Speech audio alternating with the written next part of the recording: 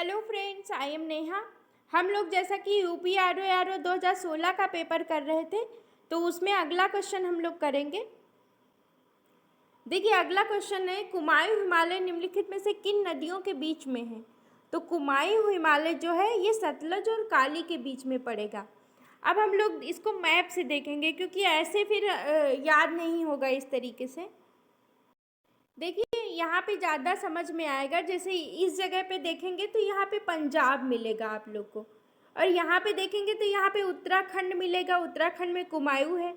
उसके बाद इस जगह पे नेपाल है, और यहाँ पे पूर्वोत्तर में असम मिलेगा। अब हम लोग क्वेश्चन किस तरीके से यहाँ पे करना है, जैसे देखिए, जैसे यहाँ पे सिंधु नदी बहती है और नीचे जो है सतलज नदी इस साइड में, तो सिंधु और सतलज के बीच में पंजाब हिमालय पड़ रहा है।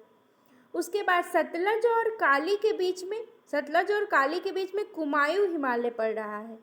काली और तीस्ता के बीच में जो है वो नेपाल हिमालय पड़ रहा है, और तीस्ता नदी और दिहांग के बीच में असम हिमालय पड़ रहा है। और दिहांग इधर ही बहता है, जैसे ब्रह्मपुत्र की सहायक नदी है ना, दिसांग, दिहांग, दिबांग, ये सब तो असम के इधर साइड में बहती है। तो तीस्ता और दिहांग के बीच में कौन है? असम है।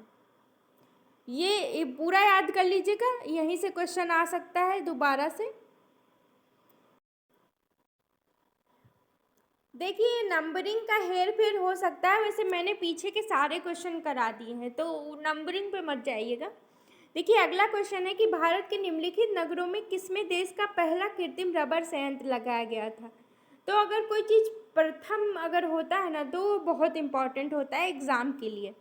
तो भारत के निम्नलिखित नगरों में से किसमें देश का प्रथम कृत्रिम रबर संयंत्र, तो ये पानीपत, हरियाणा के पानीपत में लगाया गया था। 2013 में ये हुआ था इसका उद्घाटन, तो ये ध्यान रखिएगा, याद कर लीजिएगा।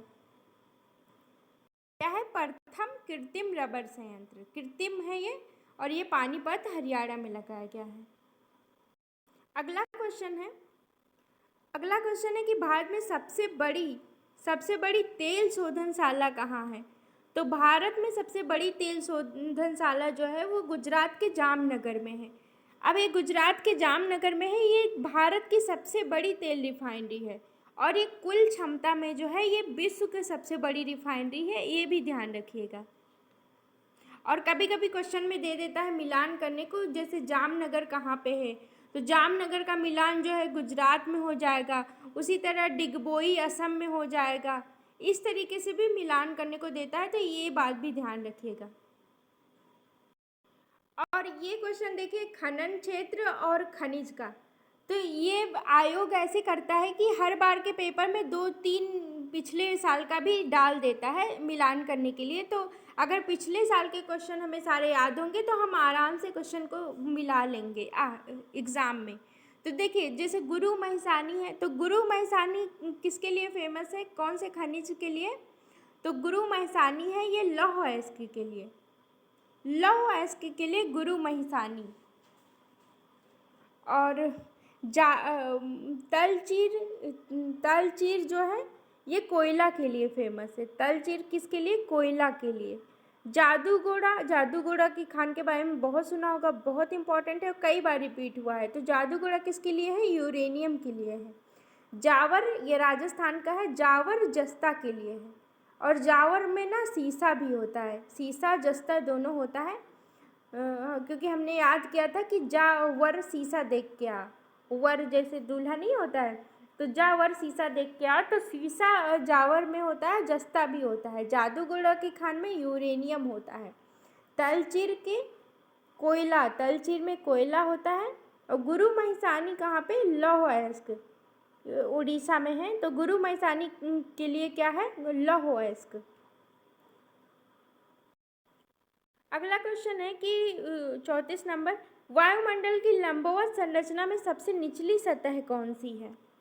तो पता है आप लोग को, जैसे क्षोभ मंडल, समताप मंडल है, तो ये इसका इंग्लिश नेम भी याद होना चाहिए। अब सी में जो है ये ट्रोपोस्फियर होगा। जैसे ट्रोपोस्फियर, एक बार मेरे साथ बोल दीजिए, ट्रोपोस्फियर, स्ट्रेटोस्फियर, ट्रोपो, स्ट्रेटो, फिर ओजोनोस्फियर, आइनोस्फीयर या एक्सोस्फीयर, एक बार इसको मैप में देख लेते हैं। देखिए, और हिंदी में पता है, अगर हिंदी में आप लोग को सारे मंडल के नाम ना याद हो तो इसका ट्रिक है ऐसे, मतलब बोल सकते हैं क्षोभ समताप, क्षोभ क्षोभ समताप लिख के आप याद कर सकते हैं। क्षोभ समताप यहाँ पे नहीं लिखा जा रहा है तो आप लोग लिख के याद, क्षो से क्षोभ मंडल, और क्षोभ, क्षो से क्षोभ मंडल हो जाएगा, क्षोभ से क्षोभ मंडल, और सम से समताप मंडल हो जाएगा, और समताप तो मा से हो जाएगा मध्य मंडल, और ता से ताप मंडल, और बा से जो है ये बाह्य मंडल हो जाएगा। इस तरीके से याद हो सकता है। तो सबसे पहले कौन सा मंडल आएगा? क्षोभ मंडल, समताप मंडल, मध्य मंडल, आयन मंडल और फिर बाह्य मंडल। एक चीज़ और देख लीजिए कि यहाँ पे होता क्या क्या है। जैसे क्षोभ मंडल को संवहन मंडल भी बोलते हैं, क्षोभ मंडल को, और यहाँ पे वायुमंडलीय घटनाएं होती हैं। क्षोभ मंडल में ही सबसे ज़्यादा वायुमंडलीय घटनाएं जो हैं वो क्षोभ मंडल में होती हैं। सबसे ज़्यादा घनत्व भी क्षोभ मंडल में होता है। ग्रीन हाउस प्रभाव वगैरह क्षोभ मंडल में होता है। समताप मंडल में ताप जो है वो समान होता है, यहाँ पे मौसमी घटनाएं नहीं होती हैं, और जब मौसमी घटनाएं नहीं होती हैं तो एरोप्लेन वगैरह यहीं पे उड़ता है। तो ये क्वेश्चन आता है, ये सब वायुयान वगैरह कहाँ पे उड़ाया जाता है? तो समताप मंडल में। उसके समताप मंडल के ऊपर आप लोग को ओजोन लेयर मिल जाएगा। उसके बाद जो है मध्य मंडल, तो मध्य मंडल और समताप मंडल के बीच में ओजोन लेयर मिलता है, और उसके ऊपर जो है आयन मंडल हो जाएगा। आयन मंडल में रेडियो तरंगे जो है परावर्तित होती हैं, ये भी क्वेश्चन आ चुका है एग्जाम में। और आयन मंडल के बाद में जो है वो बाह्य मंडल हो जाएगा। देखिए, अगला क्वेश्चन है, देश और लौह अयस्क के उत्पादन क्षेत्र है कि कौन सा सही सुमेलित नहीं है। फिर भी हम लोग सारे का देख लेंगे। जैसे कजाकिस्तान में है, कजाकिस्तान में कारागंडा है। कारागंडा जो है लौह अयस्क क्षेत्र कहाँ है? कजाकिस्तान। का से कजाकिस्तान और का से कारागंडा, ये याद कर लीजिएगा आप लोग। कजाकिस्तान में कारागंडा। यूक्रेन में कौन सा लौह अयस्क उत्पादन क्षेत्र है? तो क्रिवाय राग। यूक्रेन में क्या है? क्रिवाय राग है। यूक्रेन में क्रिवाय राग हो जाएगा। फ्रांस में नारमंडी हो जाएगा। फ्रांस का बहुत इंपॉर्टेंट है। फ्रांस का एक लॉरेन क्षेत्र भी है, वो भी बहुत इंपॉर्टेंट है, बहुत बार आता है एग्जाम में। फ्रांस का नारमंडी भी याद कर लीजिएगा। फ्रांस का पिरेनीज भी है, क्योंकि ये हम लोग बार बार भूल जाते हैं। फ्रांस का नारमंडी और फ्रांस का पिरेनीज, ये दोनों याद रखना है। अब देखिए, यहाँ पे फ्रांस वाला ही मतलब गलत किया है, यहाँ पे जर्मनी लिख के। तो फ्रांस का नारमंडी और फ्रांस का पिरेनीज। यूक्रेन का क्रिवाय राग क्षेत्र है लौह अयस्क के लिए, और कजाकिस्तान का जो है वो कारागंडा है। यहाँ पे फ्रांस का जरूर याद कर लीजिएगा। दोनों नारमंडी और पिरेनीज कहाँ पे है? फ्रांस में है। देखिए, अगला क्वेश्चन है। अगला क्वेश्चन में पूछा है कि कौन सा सही सुमेलित है।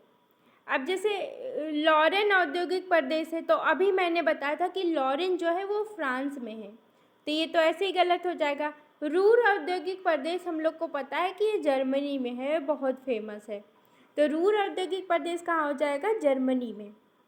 और ये जो ब्रिस्टल औद्योगिक प्रदेश है ये यूके में है, यूनाइटेड किंगडम में, ये फ्रांस में नहीं है, तो ये भी ध्यान रख लीजिएगा। और ये सैक्सोनी औद्योगिक प्रदेश जो है ये जर्मनी में है, ना कि यूके में, तो ये ध्यान रखिएगा। बाकी लॉरेन को याद रखिएगा। लॉरेन कहाँ पे है? लॉरेन क्षेत्र जो है ये फ्रांस में है। रूर औद्योगिक जर्मनी में है। ब्रिस्टल औद्योगिक यूके में है, और सैक्सोनी औद्योगिक प्रदेश जर्मनी में। सारे याद कर लीजिएगा। अगला क्वेश्चन है कि निम्नलिखित देशों में कौन अफ्रीका के पश्चिमी तट पर नहीं है। तो अफ्रीका के पश्चिमी तट पे देख लेंगे कि इसमें कौन सा नहीं है। देखिए, अगर हम बोत्सवाना के बारे में देखते हैं ना, तो बोत्सवाना दक्षिण में हो जाता है, तो यहीं पे एक आंसर निकल आएगा कि पश्चिमी तट पे यही बोत्सवाना नहीं होगा। बाकी गैबन है, लाइबेरिया है, अंगोला है, ये सब पश्चिमी भाग में मिलेगा अफ्रीका के। तो ये मैप में आप लोग देख लीजिएगा एक बार। कि गैबन, लाइबेरिया, अंगोला ये पश्चिमी भाग में मिलेगा अफ्रीका के, और बोत्सवाना दक्षिण में मिलेगा। अगला क्वेश्चन है कि 2011 की जनगणना के अनुसार निम्नलिखित राज्यों में किसमें नगरीकरण का स्तर सबसे निम्न है। तो ये जो ऑप्शन के हिसाब से दिया है ना, इसमें सबसे कम नगरीकरण जो है ये पश्चिम बंगाल का है, क्योंकि पश्चिम बंगाल में 31.9 सबसे कम नगरीकरण है, और सबसे ज़्यादा नगरीकरण देखेंगे तो ये गोवा में है, ये भी ध्यान रखिएगा।